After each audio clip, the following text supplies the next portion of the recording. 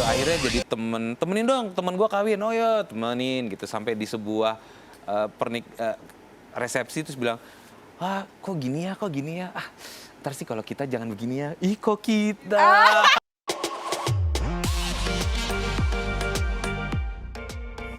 Hi Insertizen, how are you and welcome back on iTalk only on www.insertlife.com. When someone's story is a history and always with me Maria Christy. History dari sebuah program yang memang juga besar di Trans TV, kurang lebih kayaknya lebih dari 10 tahun. Nanti kita cross check ya sama orangnya bener atau enggak. Tapi yang jelas memang program ini menemani aku pada saat aku mengerjakan PR di rumah. Apalagi kalau misalnya mamaku marah-marah kalau nyetel program ini, jadi kan dia lupa kalau dia lagi nyetel bantu ngerjain PR gitu kan. Karena memang program Extravaganza adalah sebuah history bukan hanya di Trans TV tapi juga di dunia pertelevisian Indonesia. Dan hari ini sudah hadir salah satu senior gitu kan dari Extravaganza yang menurut aku perannya cukup lembut tapi juga cukup signifikan. So please welcome on studio the one and only Kakak Sogi. Mana suaranya? Mereka agak delay karena kayak ini bener gitu. Kayak gitu. Ada ininya. Kak, thank you so much for coming. Loh, thank you so much for inviting. Seneng banget ada di sini lagi. Tadi pas begitu datang ke sini ketemu sama security di depan, ternyata masih security yang dulu. Hai. Yang di mana nih? Yang di pintu Studio 12. parkir. Oh, apa yang di ini kan? Studio 12 ini Studio di 12 depan, kan. gitu. Tapi kan dulu Extravaganza nggak di sini kan? Tapi gedung Trans Enggak, kan? iya di Trans. Terus habis itu beberapa minggu yang lalu ikutan Dreambox juga. Oh gitu. Gitu di Studio gemes. 1 kan itu Studio kan. 1 ya benar. Studionya Extravaganza banget. Terus Betul. oh ini dia udah lama gak kesini. Nah untuk Lu juga kan? Kan nih. Zaman Extra kan? Oh belum masuk. Oke. Jadi cuma mirip doang. Aduh takut banget nih ngomongin junior senior ya. Tapi berbicara mengenai flashbacknya, mungkin ada juga yang kangen sama Extravaganza. Sebelum kita ngobrol lebih lanjut dan kita saksikan dulu cuplikan berikut ini. Let's check it out. Mau gue beri lo? Mau bang, terima kasih banyak kalau mau beri duit sama saya. Saya lagi nggak punya duit. Bukan diberi duit, diberi ginian nih. Aduh, Iyalah. aduh, Mau lagi lo? aduh. Ampun bang, ampun bang. Aduh, Pingsan lo. Ini jam lo. aduh bang. Jam Ya lo. bang, Coba. ambil jamnya aja bang. Kutilnya juga. Ah jangan bang, cuma satu bang. Aduh. Lumayan. Tolongin aja buat rating nih ya. Biar gimana pun lo anggap aja dia cewek. Pokoknya Ndra. Lo usaha banget anggap dia cewek. Gue ngerti perasaan lo bos. Gue pernah. Bos, gimana mau dianggap cewek bos? Ya elah, lihat. Ya udah, yuk kita mulai. Udah mau mulai. Udah mulai. 5, 4, 3, 2, 1, Ingo. Oke, selamat malam semua. Dan studio sudah ada tamu-tamu kita, yaitu cewek-cewek yang Cantik. Cewek-cewek yang Cakep. Aku pramugari senior. Pengalaman aku sebelum menjadi pramugari, itu aku menjadi pramuniaga. Sebelum aku menjadi pramuniaga, aku menjadi pramuka. Sebelum aku menjadi pramuka, aku menjadi pramu wisma. Agus pembantu. Iya dong. Halo. Pada ngumpul di sini nih. Kenapa nggak ke depan aja? Pada sakit ya? Terus kapten ngapain di sini? Ini ngapain di sini nih? Males-malesan ya? Waktunya kerja malah ngejogrok aja di belakang. Terus yang nyetirin pesawat terbangnya siapa kapten? Oh iya lupa pasang otomatis pilot. Ya, aduh. Gila kali ya tuh pilot ya. Wow, nice banget. Oh wow, tau nggak Gimana? episode yang tadi itu? Episode itu namanya Pramugari Senior dan Junior. Betul. Lalu? Itu pertama kali anak gue yang perempuan ngelihat gue pakai baju cewek tuh itu.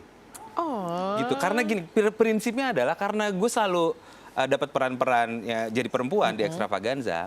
Gue tuh suka berpikir kalau suatu hari anak gue tuh dikasih tahu sama temennya, gue lihat bapak lo di YouTube pakai baju cewek, terus dia tahu dari temennya, itu problem buat gue karena takutnya dia keburu ngejudge kan, gitu. Jadi gue tuh harus aduh gue pengen ngasih tahu sama anak gue kalau zaman dulu itu kerjaan gue seperti itu.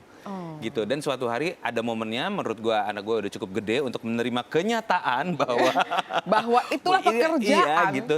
Gue kasih lihat episode yang tadi. Gue pikir dia akan ngerasa awkward atau bagaimana. Ternyata dia bangga. Kenapa? Ayahnya pernah satu frame sama Luna Maya. Dia kalau benar pasti tahu lah ya. Iya. Kenapa? Karena dia arahnya lebih ke model atau gimana? Enggak, dia nonton acara yang judge-nya itu adalah Luna Maya kan, gitu. Oke. Terus jadi dia tahu, terus, hah kamu kenal Luna Maya gitu? Ya zaman dulu waktu satu Friendly Extravaganza gemes kayak gitu. banget. Tapi sebelum ngomongin seputar keluarganya Kak Sogi dan juga bagaimana gaya parentingnya Kak Sogi yang juga keren banget, bahkan nanti kita akan ngobrol seputar ayah ASI. Aku juga baru tahu ketika timnya iTalk nyiapin materi ini. Dulu di Extravaganza itu kamu umur berapa dan program itu tuh berapa belas tahun ya Kak? Dulu itu tahun berapa ya? Pokoknya Extravaganza itu hadir di Trans TV tahun 2004. Kemudian 19 tahun lalu? Iya. 2005 mereka mau ulang tahun yang pertama. Nah, di ulang tahun yang pertama ini mau cari personil baru buat nambah squad karena jam tayangnya akan nambah juga. Sekali tayang kan 2 jam, mau dua kali seminggu, Senin sama Sabtu malam. Gitu. Kemudian mereka bikin open audition gitu. Selain open audition, tentunya untuk pemain baru Extravaganza diharapkan untuk bisa langsung punya chemistry dengan pemain lama kan. Betul. Maka ditanyalah nih pemain-pemain Extravaganza lama. Lu ada temen nggak? nggak Iya, yang iya, kira-kira bisa nih bermain peran di Extravaganza? Karena kita tuh bukan komedian, kita itu adalah aktor komedi. Aktor komedi adalah aktor atau aktris yang bisa mewujudkan skrip komedi. Karena menurut kami ya, nggak semua aktor dan aktris itu bisa mewujudkan skrip komedi. Karena komedi itu kan perlu dibangun, kemudian ujungnya punchline gitu kan ya. Nggak harus berkarakter banget, tetapi bisa memainkan karakter yang mungkin akan menjadi lebay gitu kan. Jadi cewek lebay, jadi binatang lebay, jadi apa lebay gitu. Nah, long story short, Ronald itu merekomendasikan gue. Waktu itu gue lagi kerja, baru dapat kerjaan di sebuah channel televisi musik internasional. Kantornya nggak jauh dari sini. Baru beberapa bulan kerja di situ, dia nanya, Gi, mau ikutan nggak nih audisi Extravaganza? Enggak ah, gue lagi nyaman di sini, lagi berasa keren karena sebulan sekali meeting ke Singapura gitu kan. Bekas anak radio tiba-tiba jadi anak TV, jaringan internasional gitu kan. Terus Ronaldnya marah. Marah karena semua orang tuh pada pengen ikutan audisi Extravaganza, lu diajakin audisi dan dapat privilege nggak usah ngantri karena antri ini di depan nih. Gitu. Nggak mau. Wah, Ronald marah nih, gue bilang. Ya udah deh, jadi itu demi Ronald. Gue datang tuh demi Ronald supaya, nih gue datang ya, jangan marah lagi ya, gue udah ikutin. Gemes banget sih. Terus gue datang, dikasih skrip, harus mainin 2 karakter di sana, yang satu nenek-nenek, yang satu seorang anak-anak gitu. Abis tes camp, udah pulang ke kantor. 2 minggu kemudian ternyata ditelepon, Mas Ogi, kita mau bilangnya syuting percobaan katanya gitu. Iya, nanti main 1 sketsa aja gitu. Oh ya, wah kalau nggak dijalanin, ntar Ronald marah lagi. Dan nggak enak juga sama Trans TV-nya kan, karena ngerasa ya udah deh, ikutin aja. Ya udah. Dekat juga dari kantor kan? Iya benar. Ya udah. Dan jadilah gue di Extravaganza dengan beberapa perjalanan syuting percobaan itu. Berapa lama ya Kak program itu ya? Programnya sampai dengan 2009. Jadi kalau gue itu ya? hampir 5 tahun. 5 tahunan 4 ya? tahun setengah. Gitu. Tapi kok kita kayak berasanya tuh lama banget nih, kayak bener-bener lama karena episodenya banyak banget dan ceritanya banyak banget. Ada niriran juga ya? Ada niriran juga kali ya? Ada New Extravaganza ada new ya. lagi. Terus Extravaganza itu seminggu 2 kali, Senin dan Sabtu. Sekali tayang 2 jam. Dan di setiap harinya itu ada 7 sampai 8 cerita. Bayangkan kita ada 16 sampai 15 cerita seminggu. Sebulan berarti 60 cerita minimal. Jadi berasa banyak kan. 5 tahun ya kan, Nisa hitung sendiri aja deh ya, bisa hitung sendiri berapa totalnya gitu kan. Mr. Bean aja yang ternyata cuman ada berapa ya, Mr. Bean tuh cuma 20 episode apa gitu. Kita berasanya banyak banget, apalagi Extravaganza. Oh iya, I get it. Gitu sih Tapi ceritanya. dulu akhirnya dari seorang yang bukan komedian harus menjadi aktor komedi, ya walaupun awalnya karena temen gitu ya. Itu gimana kamu ininya Kak, adaptasinya? Adaptasinya. Apalagi aku yakin maksudnya itu bukan hal yang mudah kalau dari anak radio ke anak TV, mungkin kayak masih satu lain lah. Iya. Nah ini bukan anak TV sebagai presenter, tapi sebagai aktor komedi, ya kan? Nah, justru karena Extravaganza ini scripted, di mana Ya. kita harus menghafalkan skrip, kemudian kita harus ya line-nya tuh as iris. Jadi Yes. dialognya seperti ada yang di skrip gitu. Itu cukup challenging, tapi karena basic radio harus ngapalin dan kemudian diomongin, Iya. itu menolong sekali. Kemudian sebenarnya dari SMA udah manggung sih sebenarnya untuk gitu. kalau di Bandung itu namanya kabaret. Kabaret itu semacam komedi musical, iya. komedi musical, dan udah biasa manggung, ngafalin skrip dan lucu-lucuan di panggung. Ya itu sangat membantu sih sebenarnya. Lumayan ngebantu Iya, ya. Tapi gitu. kamu sendiri berarti kalau misalnya dari Extravaganza sendiri selama kurang lebih 4-5 tahun. Awal-awalnya paling susah dapat chemistry sama siapa? Walaupun mungkin kamu jawab semuanya gampang, tapi kayak pasti ada satu yang kayak wah gue harus melangkah lebih untuk belajar berchemistry bersama dengan dia. Dan ada nggak bintang tamu yang kamu tuh bener-bener out of the box gitu? Untuk chemistry sebenarnya waktu pertama kali masuk ke Extravaganza selalu nervous. Mungkin ada kali di 3 bulan pertama nggak pede ketemu sama orang-orang yang biasa gue tonton di TV. Iya. Walaupun ada Ronald teman gue di situ. Terus yang pasti sih untungnya mereka sangat suportif. Jadi kalau gue nanya, gue harus gimana sih gitu kan. Nggak biasa iya, dengan iya, blocking iya. kamera kayak gitu kan. Selalu dibantu. Dan juga timnya juga sangat suportif gitu, dari tim kreatif, dari PA-nya dan segala macam suportif lah gitu. Jadi waktu itu gue ngerasa sebagai anak baru yang bukan siapa-siapa, tapi karena benar-benar disupport sama ekosistem yang ada di situ. Tuh jadinya oke ya. Iya gitu. Yang nggak bisa gue terima saat itu adalah menjadi terkenal. Gue stres. Oh iya, sempat stres juga Kak. Stres, gue cerita sama semua orang kalau gue nggak suka menjadi terkenal, gue nggak suka keluar dari Trans TV, kemudian di tempat umum orang kenal sama gue mau jalan dari sini ke sana terus harus foto dulu. Apalagi tiba-tiba gue dapat privilege, kayak gue pernah di antrian pesawat gitu, terus tiba-tiba bisa diduluin. Nggak bisa waktu itu gue, dan stres sendiri sih akhirnya. Cuman teman-teman meyakinkan bahwa itu adalah resiko dari pekerjaan lo yang sekarang gitu. Dan sekarang gue udah menikmati lagi kehidupan di mana gue kesini tadi pakai MRT, pakai Transjakarta, turun Tendean. Jadi orang biasa, seneng banget. That's very interesting karena gue juga merasakan hal yang sama. Iya. Bukannya kita nggak suka ya, it's totally different. Apa ya? Bukan nggak suka apa ya namanya? Gini. Kalau kita ada di sebuah gedung, ini kita agak panjang nih ya. Kita di lantai lobby.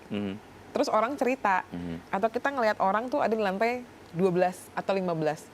Seru banget, dari lantai 15 tuh pemandangannya kelihatan luas. Iya. Segala macam. Wah, di lantai 15 tuh ada fasilitas ini, pokoknya enak deh. Kita yang di lantai 1, wanting dong. Pengen deh sekali-sekali ke lantai 15. Mungkin pada saat kita pertama kali ke lantai 15, oh excited. Oh ini lantai 15 tuh situasinya kayak gini ya. Ntar lantai 30 ada beda lagi, lantai 40 beda lagi.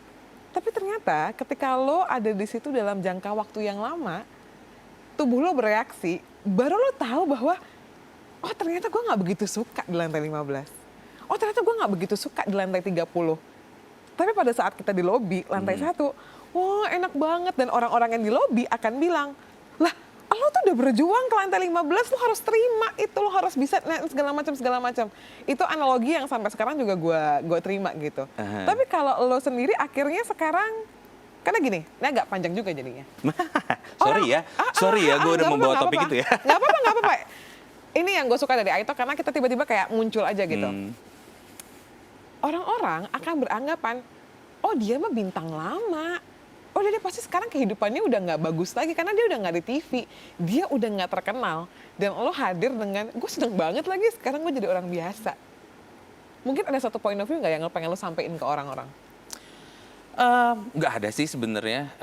Itu adalah masalah gue. Masalah gue adalah gue ternyata ingin mengontrol ekspektasi orang. Yang sebenarnya itu di luar kontrol kita. Jadi gue terlalu mikirin apa yang orang pikirin tentang gue, baik hal yang buruk, baik ya itu yang hal yang baik gitu. Jadi dan sekarang gue dalam tahap sadar bahwa kita kontrol hal-hal yang bisa kita kontrol aja yuk. Nggak usah mikirin hal-hal yang nggak bisa kita kontrol.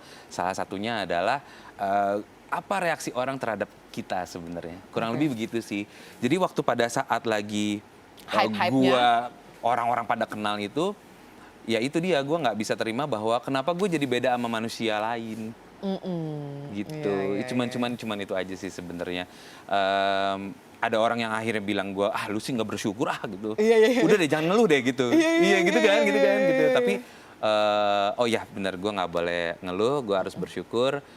Tinggal gue yang ngatur ekspektasi aja sih. Kurang lebih begitu sih. Dari mentality yang orang biasa, kehidupan orang yang tidak kenal orang, and then boom, meledak gitu ya. Dan struggle di fase itu sampai akhirnya mulai terbiasa. Lalu ketika program itu sudah tidak ada lagi, atau mungkin ya lo akhirnya beralih lah ke kehidupan yang orang-orang menjadi quote unquote orang biasa lagi. Itu kan perubahan mentalnya juga lumayan tuh Kak. How you handle it? Atau biasa aja malah kayak akhirnya gitu, aku sudah bisa menjadi orang biasa lagi gitu. Nggak ada terlalu banyak perubahan sih. Untungnya bini gue sangat suportif sekali. Dia Yes. ngerti kalau pekerjaan suaminya tuh bisa ups and down. Kebetulan bini gue kerja kantoran, so kita punya base yang cukup bisa diandalkan karena kerja kantoran, kerja serabutan gitu kan ya. Terus yang menjadi pegangan gue pada saat itu bahwa ya gue sekarang mengalami fase penurunan, kemudian dan gue harus bisa menghandle itu gitu. Yang nggak bisa ngehandle itu adalah orang-orang ternyata. Kayak misalnya, keluarga gue pikir penghasilan gue sama seperti waktu gue terkenal. Ngerti gak sih? Teman-teman gue pikir penghasilan gue masih sama seperti gue terkenal. Orang selalu berpikir bahwa Sogi Indra Duaja itu dulu bukan siapa-siapa, jadi kaya dan terus manteng kayanya misalnya gitu ya. Gitu. Gue nggak bisa bohong kalau pada saat lagi terkenal duit gue lebih banyak daripada sekarang gitu. Itu kan otomatis ya gitu. Industri berjalannya seperti itu. Tapi ya itu dia, balik lagi bahwa kita nggak bisa mengontrol ekspektasi apa yang ada di pikiran orang-orang gitu. Jadi ya udah yuk, nggak usah berpikir terlalu jauh. Kita atur aja apa yang kita bisa atur. Tapi gue yakin kalau misalnya teman-teman kita yang bekerja di dunia industri entertainment gitu ya, biasanya kalau dia punya program tuh dia punya sesuatu kenang-kenangan lah. Kayak misalnya si A, oh dari program ini atau dari sinetron ini gue beli rumah yang ini. Oh dari program ini gue beli mobil yang ini, segala macam. Karena memang again yang tadi lu bilang pendapatannya pasti kan berlebih gitu ya. Tapi waktu dari Extravaganza, Kak Sogi sempat beli kenang-kenangan apa, atau mungkin beli aset apa, atau ada memori apa gitu? Dari Extravaganza apa ya? Mobil, rumah? Gue tuh tidak pernah mengaitkan apa yang gue punya dengan apa yang udah gue kerjain ya.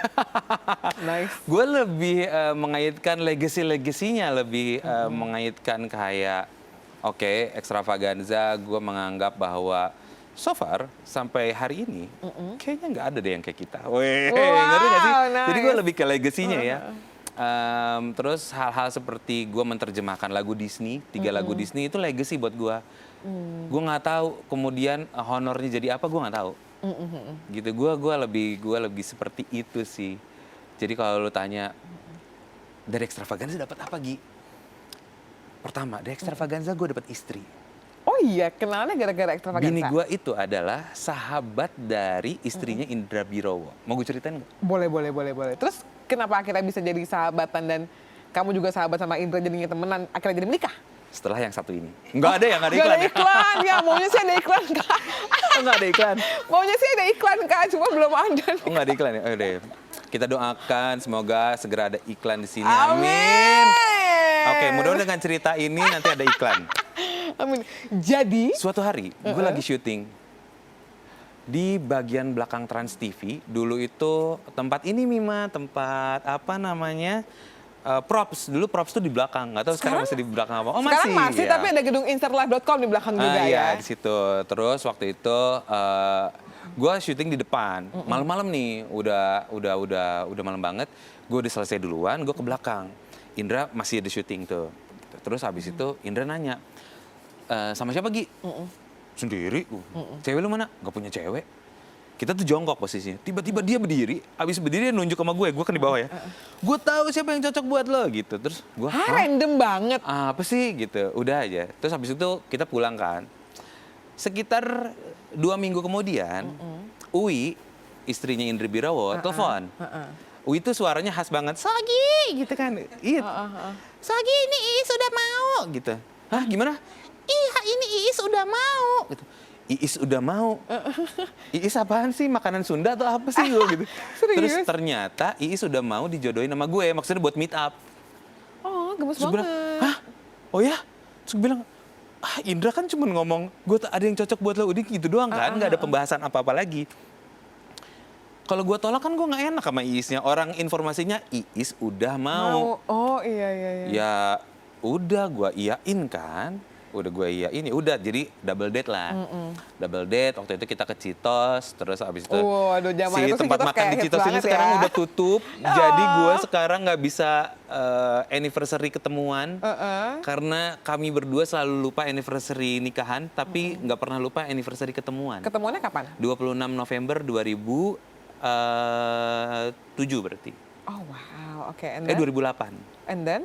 Gitu, terus habis itu ya udah kita ketemu di sana karena kita udah sama-sama gede dan kita tahu kalau kita dijodohin, ya udah kita ngobrolnya beneran, haha maaf ya kita ketemuannya kayak begini, dijodohin sama mereka gitu. Iya nggak apa-apa ya, lumayan lah nambah temen satu kan gitu. Oh, nice. Terus abis itu pas pulang Uinya bilang, Sagi minta nomor teleponnya Iis, kalau enggak kita nggak temenan lagi. Oke, gue harus minta nomor teleponnya gitu. Terus lanjut dengan SMS-an zaman dulu. Ya ampun. SMS-an, nice to meet you. Pokoknya kayak begitulah. Akhirnya kita berteman, abis berteman, somehow kok bener loh. Cocok ya? Cocok gitu. Akhirnya jadi temenin dong, temen gue kawin. Oh ya, temenin gitu. Sampai di sebuah resepsi terus bilang, kok gini ya. Ntar sih kalau kita jangan begini ya. Ih kok kita. Gemes banget. Gitu ya udah. Terus sebenarnya ada satu lagi sih. Jadi kamu nggak pernah nembak, Kak? Nembak kayak, maukah kau jadi menjadi pacarku pacarku? gitu? Enggak, kayak so what are we now? Gitu. Oh, oke. Kita bisa bilang kalau lu cewek gue, cowok gue, oh bisa kayak gitu. Wah, nice. Smooth banget ya, kayak Iya. butter. Smooth like butter.